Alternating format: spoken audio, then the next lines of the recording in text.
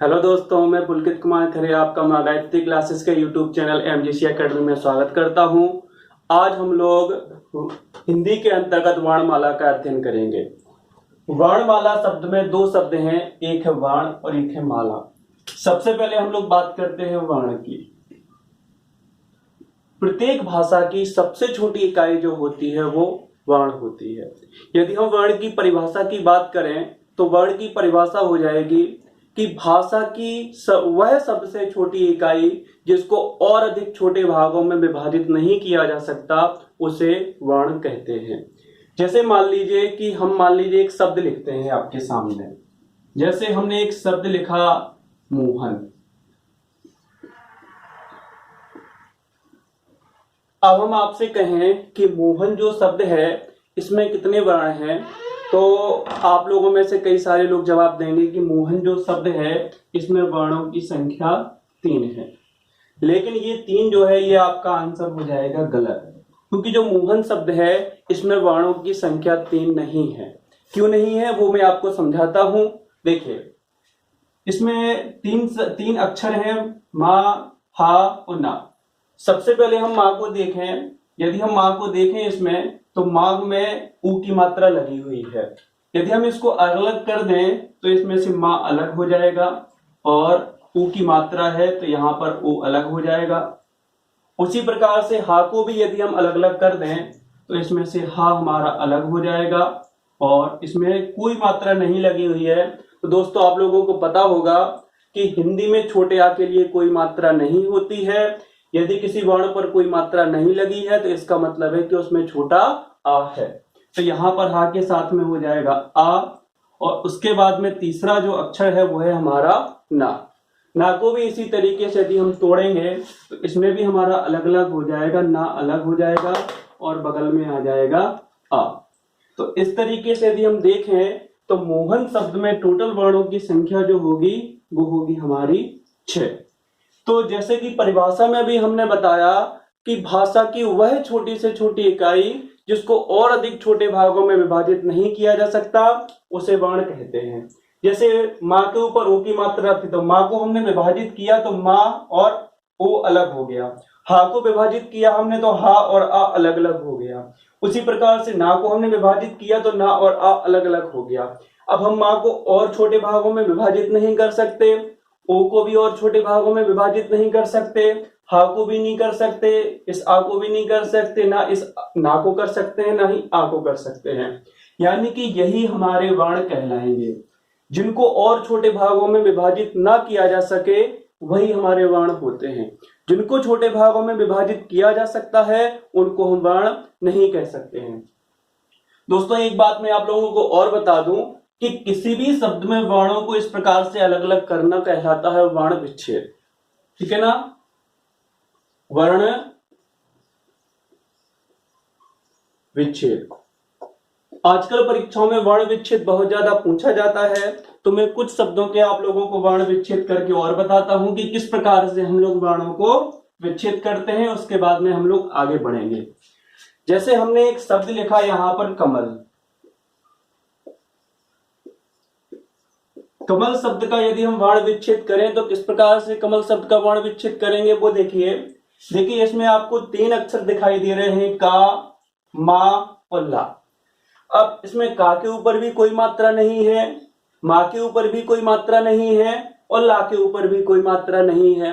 मैं आपको पहले ही बता चुका हूं कि छोटे आ की कोई मात्रा नहीं होती है, तो इनमें कोई मात्रा हमको दिखाई नहीं दे रही है। इसका मतलब है कि का में भी आ स्वर है, माँ में भी आ स्वर है और ला में भी आ स्वर है। जब हम इनका वर्ण विच्छेद करेंगे तो तीनों में से आ को हम अलग करेंगे। तो इस प्रकार से हम लोग इनको लिखेंगे, का लिखेंगे, का के नीचे हलंत लगाएंगे, उसके बगल में आ लिखेंगे। उसी प्रकार से माँ को भी अलग अलग करेंगे तो माँ लिखेंगे, माँ के नीचे हलंत लगाएंगे, उसके बाद में फिर आ लिखेंगे, उसके बाद में फिर हम ला को लिखेंगे, ला के नीचे हलंत लगाएंगे और उसके बाद में आ लिखेंगे। तो इस प्रकार से हमने कमल को अलग अलग कर दिया और इस तरीके से कमल जो शब्द है हमारा, इसमें टोटल वर्णों की संख्या जो हो जाएगी हमारी वो हो जाएगी हमारी 6। तो आप लोगों को समझ में आ गया होगा कि किस प्रकार से हम लोग वर्ण का विच्छेद करते हैं, और ये आपको बहुत इंपॉर्टेंट है क्योंकि परीक्षाओं में इससे क्वेश्चन आते हैं। परीक्षाओं में दो प्रकार से इसमें क्वेश्चन पूछे जाते हैं। एक तो क्वेश्चन आपका ऐसा आ सकता है कि जैसे मान लीजिए उन्होंने आपको एक शब्द दे दिया और आपसे पूछा जाएगा कि बताइए कि इस शब्द का वर्ण विच्छेद कैसे होगा। तो आपको चार ऑप्शन दे दिए जाएंगे, तो आपको उसका सही वर्ण विच्छेद करना है और आपको उसका आंसर देना पड़ेगा। एक तो क्वेश्चन आपको इस प्रकार से आएगा, और दूसरा क्वेश्चन आपका इस प्रकार से भी पूछा जा सकता है कि जैसे मान लीजिए उन्होंने आपको एक शब्द दे दिया और आपसे पूछ लिया कि बताइए कि इस शब्द में कितने वर्ण हैं। एक और एग्जाम्पल से मैं आपको बताता हूं, उसके बाद में हम लोग आगे बढ़ेंगे। जैसे मान लीजिए हमने एक शब्द लिखा यहां पर सत्य प्रकाश, थोड़ा बड़ा शब्द है। इसमें हम आपको बताएंगे कि सत्य प्रकाश में टोटल वर्णों की संख्या कितनी है। इसको आप थोड़ा ध्यान से समझिएगा। इसमें लिखा हुआ है सबसे पहला जो हमारा अक्षर है वो है सा। सा के ऊपर कोई मात्रा नहीं लगी हुई है, इसका मतलब है कि सा में हमारा आ स्वर है। इसको हम अलग अलग करेंगे तो सबसे पहले लिखेंगे सा, उसके बाद में इसमें छोटा आ है तो इसके बगल में हम लोग आ लिखेंगे। उसके बाद में ता, ता हमारा इसमें आधा है, यानी कि इसमें हमारा स्वर नहीं है, तो हम केवल ता लिखेंगे और ता के बगल में हमें आ लिखने की जरूरत नहीं है क्योंकि ता के साथ में स्वर हमारा नहीं है। उसके बाद में इसमें ता जो है वो या से जुड़ा हुआ है, तो उसके बाद में हम लिखेंगे या में भी आ स्वर है क्योंकि इसके ऊपर कोई मात्रा नहीं है, तो या में आ स्वर है। या के नीचे हलंत लगाएंगे, उसके बाद में लिखेंगे आ। उसके बाद में लिखा हुआ है प्रा। प्रा को दोस्तों थोड़ा ध्यान से समझिएगा। आप लोगों को पता होगा कि त्रा एक संयुक्त वर्ण होता है, एक संयुक्त व्यंजन होता है, और आपको पता होगा, नहीं पता तो आपको आगे पता चल जाएगा। त्रा जो है वो मिलके बनता है ता प्लस रा से, यानी कि त्रा में आधा ता होता है और रा होता है। यदि हम रा को भी दो हिस्सों में तोड़ दें तो आधा ता हो जाएगा, आधा रा हो जाएगा, और यहां पर आपका आधा आ जाएगा। उसी प्रकार से जैसे प्रा लिखा हुआ है, प्रा को यदि हम दो हिस्सों में तोड़ेंगे तो इसमें से पा, जैसे यहाँ पे त्रा में ता आधा था, उसी प्रकार से प्रा में पा जो है वो आधा होगा। उसके बाद में रा होगा, और रा को भी यदि हम दो हिस्सों में तोड़ दें तो इसमें आधा रा हमारा अलग हो जाएगा और आ अलग हो जाएगा। तो इसी प्रकार से हम क्रा है, क्रा को भी यदि हम अलग अलग कर दें तो इसमें क्या हो जाएगा, का हमारा अलग हो जाएगा, उसके बाद में रा अलग हो जाएगा, और उसके बाद में हमारा आ अलग हो जाएगा। तो इस प्रकार से आपको पता होना चाहिए कि जब भी किसी वर्ण के ऊपर रीप लगी होती है तो उसको किस प्रकार से अलग करते हैं, क्योंकि बहुत सारे विद्यार्थियों को ये कंफ्यूजन होता है। वो लोग ये समझते हैं कि इसमें पा जो है वो पूरा है और रा इसमें आधा है, बल्कि ये उल्टा है उसका, क्योंकि इसमें जो है पा जो है वो आधा है और इसमें जो रा है उसके साथ में आ स्वर मिला हुआ है। तो ये जानकारी आपके लिए बहुत इंपॉर्टेंट है, आगे से आप लोग गलतियां ना करें, ये आपके लिए ध्यान देना जरूरी है। तो चलिए हम पा को भी अलग अलग करते हैं। तो इसमें से पा अलग हो जाएगा, उसके बाद में हमारा रा आ जाएगा, रा के बाद में आ जाएगा, उसके बाद में का में बड़े आ की मात्रा है, तो यहां पर हम का को अलग करेंगे, उसके बगल में बड़ा आ लिखेंगे। उसके बाद में सा, सिटी वाला सा है तो हम लोग सा लिखेंगे, और सा में भी छोटा आ है तो यहां पे लिखेंगे हम आ। तो इस प्रकार से हमने सत्य प्रकार जो बड़ा शब्द है इसका हमने वर्ण विच्छेद कर दिया। यदि हम टोटल इसकी गणना करें कि इसमें वर्णों की संख्या कितनी है, तो देखते हैं कितनी है। 1 2 3 4 5 6 7 8 9 10 11 12। तो टोटल जो हमारे सत्य प्रकाश जो शब्द है इसमें वर्णों की संख्या जो है वो है 12। इस प्रकार से आप किसी भी शब्द को लिख के उसमें वर्णों की संख्या पता लगा सकते हैं। ये आप लोगों के लिए बहुत महत्वपूर्ण है क्योंकि परीक्षाओं में वर्ण विच्छेद पूछा जाता है, ठीक है ना। अब हम बात करते हैं वर्णमाला की।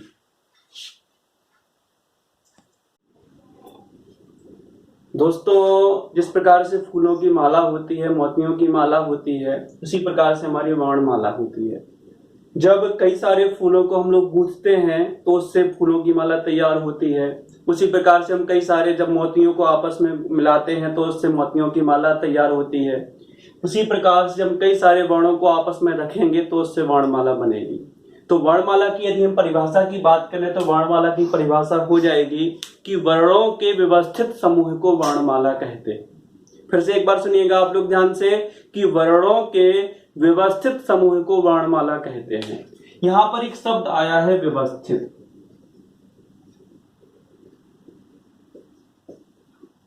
और दूसरा शब्द आया है समूह। यानी कि वर्णमाला में वर्णों का समूह तो होना ही चाहिए, साथ में यह भी महत्वपूर्ण है कि जो समूह हो वो व्यवस्थित हो। यदि हमारे वर्णों का समूह व्यवस्थित नहीं है तो हम उसको वर्णमाला नहीं कहेंगे, वो वर्णमाला हमारी अच्छी भी नहीं लगेगी। हिंदी में जो वर्णमाला को लिखने का क्रम होता है हमारा, उसमें हम लोग सबसे पहले स्वरों को रखते हैं। स्वरों के बाद में हमारे स्पर्श व्यंजन आते हैं। स्पर्श व्यंजन के बाद में हमारे अंतस्थ व्यंजन आते हैं। अंतस्थ व्यंजन के बाद में हमारे ऊष्म व्यंजन आते हैं। तो हम लोग एक क्रम में रखते हैं। जब हम लोग क्रम में सभी वर्णों को रखेंगे तभी हमारी वर्णमाला अच्छी लगेगी। तो वर्णमाला और वर्ण दोनों के बारे में आपको अच्छी तरीके से समझ में आ गया कि वर्ण का मतलब क्या होता है और वर्णमाला का मतलब क्या होता है। आगे बढ़ते हैं हम लोग। आगे बढ़ेंगे, हम लोग बात करते हैं वर्ण के प्रकार की, कि वर्ण कितने प्रकार के होते हैं, कौन कौन से होते हैं, हम लोग उनकी चर्चा करेंगे।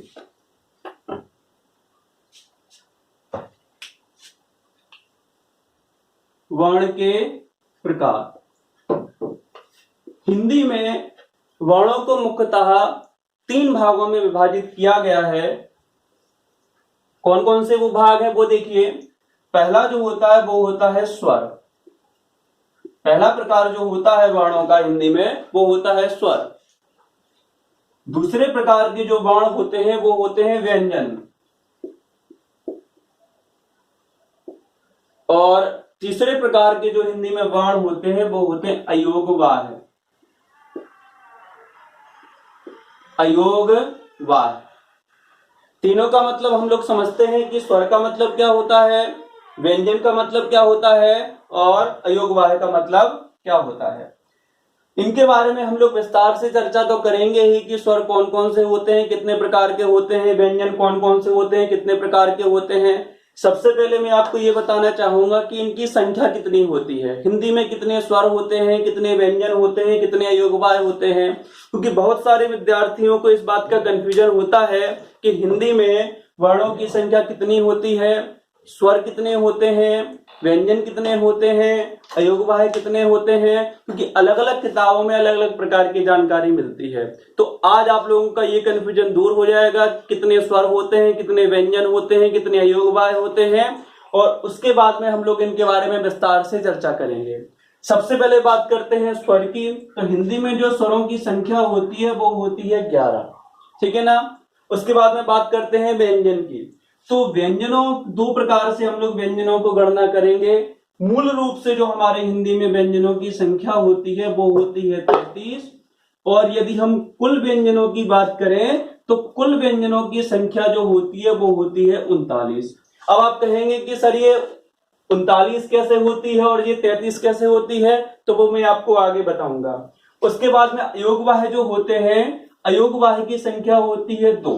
कौन कौन से होते हैं अयोगवाह वो देखिए। एक तो होता है आपका अंग, अंग यानी कि अनुस्वार, और दूसरा होता है आह, आह यानी कि विसर्ग।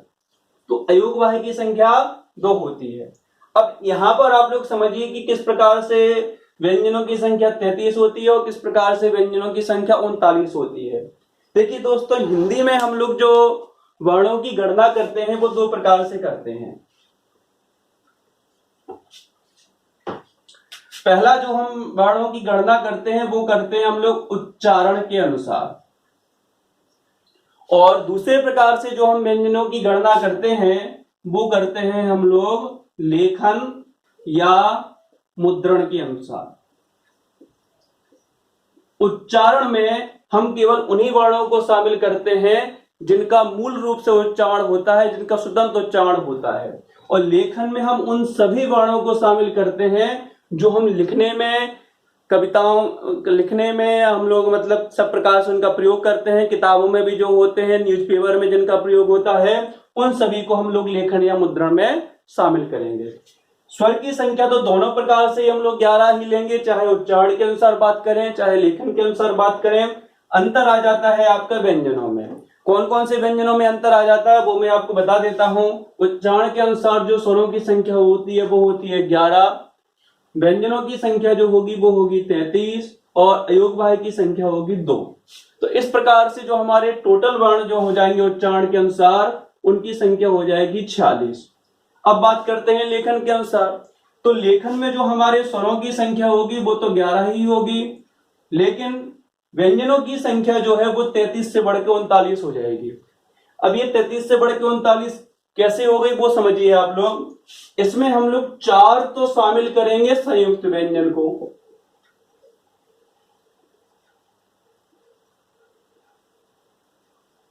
और 2 शामिल करेंगे हम लोग द्विगुण व्यंजन को।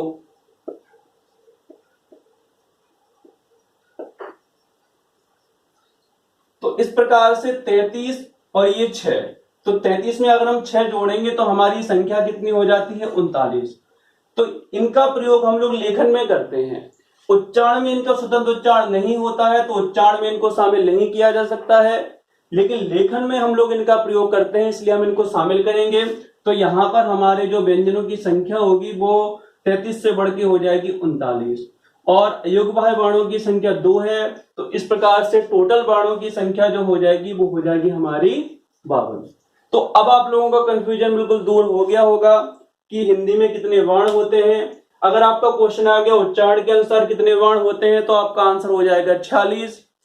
अगर आपका क्वेश्चन आ गया कि हिंदी वर्णमाला में टोटल कितने वर्ण होते हैं, या प्रश्न आपका आ गया लेखन के अनुसार कितने वर्ण होते हैं, या आपका प्रश्न आ गया कि मुद्रण के अनुसार कितने वर्ण होते हैं, तो आपका आंसर हो जाएगा 52। उसी प्रकार से यदि अयोगवाही कहा गया कि हिंदी में अयोगवाही कितने होते हैं तो आपका आंसर हो जाएगा 2।